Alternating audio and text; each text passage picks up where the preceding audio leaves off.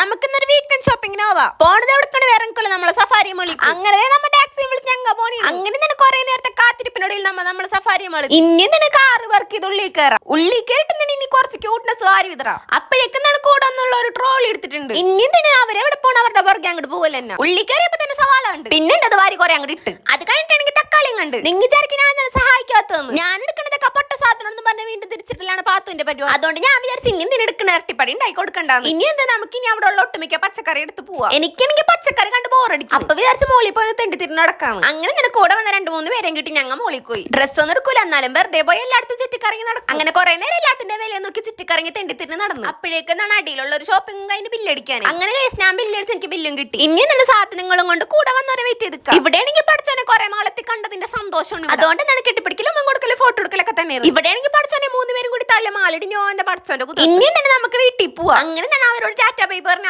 അവരുടെ വഴിക്കും ഞങ്ങൾ ഞങ്ങളുടെ വഴിക്കും പോണ്. പിന്നെ ഞാൻ ആ കൊച്ചിനൊന്ന് കുറച്ച് ദേഷ്യം കയറ്റിന്. അപ്പൊ ഒരു സെൽഫ് സാറ്റിസ്ഫാക്ഷൻ. ഇനി തന്നെ നമുക്ക് യൂബർ ഇട്ട് വെയിറ്റ് ചെയ്യാം. അപ്പോഴത്തേക്ക് യൂബർ വന്ന് ഞാൻ ഉള്ളിൽ കയറി ഇരുന്ന് ചൂടെടുത്തിട്ടാണെങ്കിൽ വെന്തുരുക്കി. ബാക്കിയുള്ളവരാണെങ്കിൽ കഷ്ടപ്പെട്ട അവിടെ സാധനങ്ങൾ വണ്ടിയുടെ ഉള്ളിൽ കയറ്റണം. അപ്പൊ എന്താണ് ഇന്നത്തെ ഷോപ്പിംഗ് ഒക്കെ നേരെ കിട്ടി. അങ്ങനെ കുറെ നേരത്തെ കാത്തിരിപ്പിനോട് നമ്മളെ വീട് എത്തി. അപ്പൊ ഇന്നത്തേക്ക് തിരക്ക് തന്നെ. ശരി, നോക്കിയ ബൈ.